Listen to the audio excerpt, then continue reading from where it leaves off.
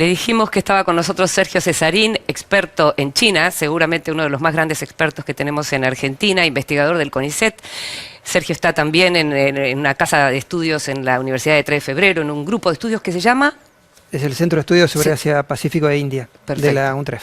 Gracias por estar con nosotros, Sergio, una vez más.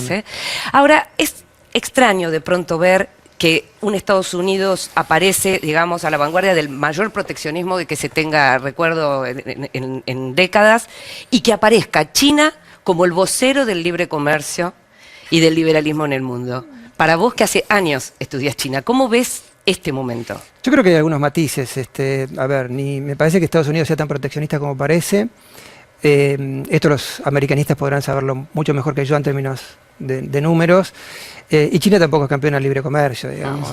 Pero me parece que evidentemente desde la puja de lo simbólico y lo fáctico, ahí hay un punto donde China ha ganado realmente muchos metros respecto a Estados Unidos. El posicionamiento de Xi Jinping en la cumbre de Davos ha sido fantástico. Sí.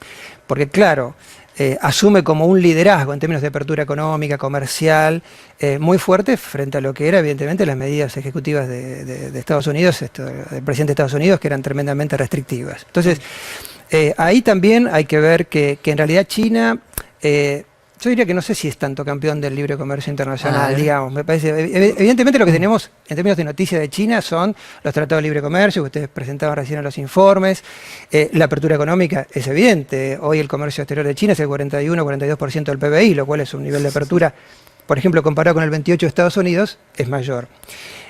Pero no obstante eso, en ocasiones, el mercado internacional suele encontrar muchas restricciones para operar en China. Muchas empresas no encuentran facilidades. Ha habido durante estos últimos años algunas medidas un tanto restrictivas respecto a la localización de inversiones, a las preferencias otorgadas a empresas extranjeras, a limitaciones sobre la erradicación de determinado tipo de inversiones en algunas industrias y sectores del país, que ha sido parte de lo que ha generado esta fenomenal transición económica, denominada como, en líneas generales, como una transición hacia la mejora en las condiciones del escenario económico interno de China. Entonces, obviamente que China es una economía mucho más abierta, una economía con una actitud fuertemente proactiva en inversión externa. Evidentemente los capitales chinos fluyen hacia el mundo de manera muy dinámica, desde el punto de vista de la liberalización financiera también.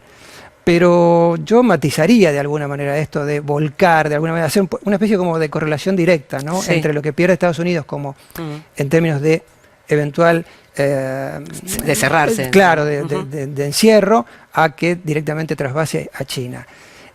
Pero, como decías bien, como ustedes comentaban antes también, los mensajes son muy fuertes y, bueno, a nivel de más media internacional o a nivel de la opinión política internacional. Pero además lo que genera como mucha curiosidad es, ¿por qué seguimos diciendo que China es un país comunista? Bueno, porque en realidad está gobernado por el Partido Comunista Chino. Pero, digamos, eso es una formalidad, en principio, ¿no? Exactamente, exactamente. Digamos, de alguna manera, desde el punto de vista del poder político, del sostenimiento del poder político, de la centralización de poder, del control y dominio de los principales ámbitos de poder, sin duda el Partido Comunista Chino tiene el monopolio prácticamente del poder. Ahora, desde el punto de vista fáctico, concreto, o desde el punto de vista económico, hay una multiplicidad de intereses y diversos intereses que se han ido formando y creando desde el comienzo mismo de las reformas, que hacen que China sea prácticamente un país de capitalista, digamos, de manera objetiva, un país capitalista. Y esto, yo cuando ustedes generosamente me invitaron pensaba, ¿no? Digamos, hay aspectos muy interesantes para saber algunas cuestiones que tienen que ver con la dinámica política interna de China.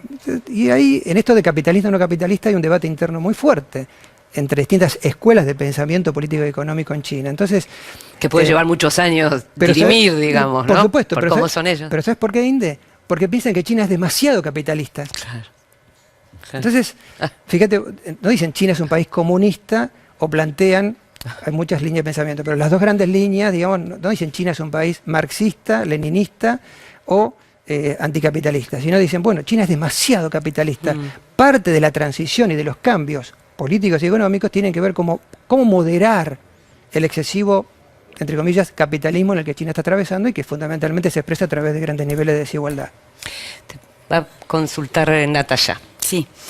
Sergio, ¿cómo se va a dar en esta nueva etapa la pelea que mantiene China dentro de la Organización Mundial de Comercio? Digamos, Obama logró demorar esta situación. Creo que ha influido en que los países no ratifiquen esta situación que se arrastra desde 2001.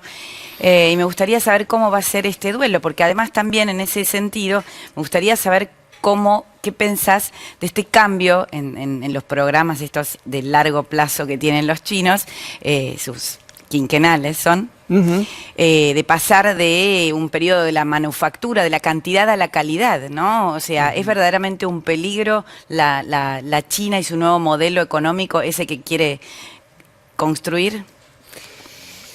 Empezaría por la última. Digamos, yo creo que ellos ven, no sé si es un peligro para el mundo, pero ellos encuentran muchos riesgos en esta transición.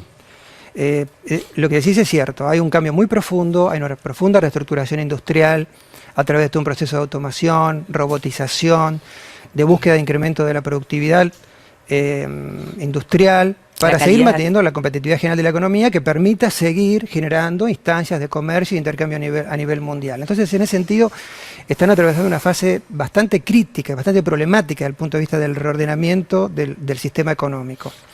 Entonces ahí ellos notan riesgos porque, bueno, sabes también que detrás de esto se esconde el gran debate sobre si China va a poder vencer o saltar la trampa de una economía de ingresos medios.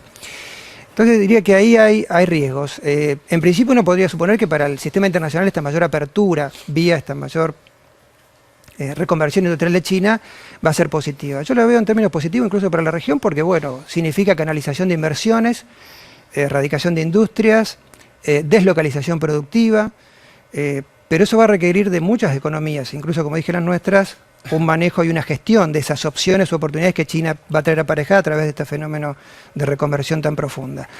Respecto a la OMC, se me ocurre en principio comentarte lo siguiente. Yo creo que China se ha beneficiado muchísimo, ¿no?, de su ingreso a la OMC en el 2001. Digamos, costo-beneficio, la economía china se ha abierto mucho más, el comercio exterior se ha expandido, ha ganado presencia en mercados en los que cuando ha tenido que negociar los protocolos de accesión a nivel bilateral, ha ganado presencia en esos mercados y ha fortalecido posiciones a través de la inversión y la canalización de préstamos.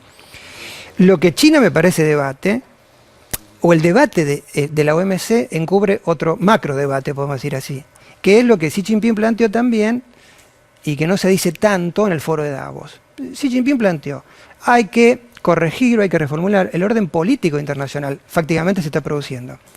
Y también el orden económico internacional, con lo cual las instituciones multilaterales, vamos a decir directamente herederas de Bretton Woods, deben ser modificadas gradualmente con el paso del tiempo. Esto es una corriente... Y China debe tener un lugar en ellas. Protagónico absoluto. Claro. De ser neta receptora a esos cambios y modificaciones en el sistema internacional a ser hacedora de nuevas instituciones. El Banco Asiático de Inversión en Infraestructura es una forma. O es una de las modalidades que adquiere esta visión de largo plazo, como decía Natalia. Y el tercer punto que me parece, y ahí sí es bien concreto, es que sabemos que China pelea para ser reconocida como una economía de mercado, cosa que no ha logrado por parte de muchas economías en el mundo, incluso Estados Unidos y Europa han sido muy reticentes, y parte de los aranceles que se le han impuesto a productos básicamente siderúrgicos por parte de Estados Unidos durante la administración de Obama tienen que ver con esto. O sea, hay una fuerte negativa a reconocer a China o a reconocerle el estatus de economía de mercado. Entonces, con más razón, China ve que, bueno, es necesario pujar por modificar ciertos aspectos en la toma de decisiones que garanticen que este tipo de ventajas pueda lograrlas de manera mucho más rápida. Mañana se reúne la Asamblea Nacional Popular o el Congreso del Pueblo. Se supone que se le dará la segunda legislatura a Xi Jinping, será el presidente más poderoso desde la revolución de 1949. La respuesta hasta ahora a lo agresivo que ha sido Trump con China ha sido moderada. ¿Crees que puede cambiar? No creo. No creo porque en realidad la visión general de la política internacional de China, la visión que tiene China de Estados Unidos, es de largo plazo. Entonces, obviamente que tiene que adaptarse a un gradiente de, si se quiere, belicosidad o discursivo mayor en el caso de Estados Unidos. Pero recordá, Jorge, que, repito, gobierna un partido, como el Partido Comunista Chino, nota al pie. Xi Jinping tiene un doctorado en Estados Unidos y la hija de Xi Jinping estudió en Estados Unidos. Con lo cual, quiero decir que hay un profundo conocimiento de los Estados Unidos, hay un profundo conocimiento de lógicas partidarias, sean demócratas o republicanas, lo que puede haber, evidentemente, una pequeña sorpresa desde el punto de vista del estilo de liderazgo. Pero no creo que sea, no creo que China intente llevar a un mayor nivel de confrontación. ¿No pensás en una escala? No, Una escalada, perdón. yo creo que no. Y además hay aspectos de política interior o de interna china que son importantes. En este momento Xi Jinping está más preocupado, y vos bien planteaste que este es un hecho político relevante, por el Congreso del Partido, el 19 Congreso del Partido en octubre. Entonces, la preparación para ese tan relevante momento, en el que va a ser confirmado en el cargo por 5 años más, y va a ser que extienda su mandato hasta el 2022, es decir, que va a compartir al menos toda la primera presidencia de Donald Trump, con lo cual se exigirá un nivel de interacción, de convivencia y de diálogo que no escale mucho más allá de una retórica que puede servir a lo mejor para parte del electorado en Estados Unidos, pero que no, yo diría que en grandes líneas no cambia la perspectiva general de China. Fortalecimiento, creciente presencia mundial, una proactiva política exterior y una aspiración o deseo de jugar un papel a nivel internacional mucho más fuerte del que está jugando hasta ahora.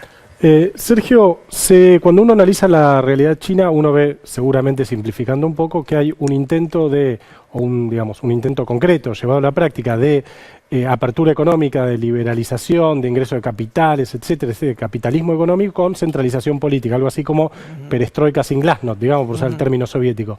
La pregunta sería, ¿esto es sostenible en el largo plazo? ¿Y cómo incide esto en la relación con Estados Unidos? Qué gran pregunta. Es la pregunta del millón. Y acá tenemos gente que hace grandes preguntas.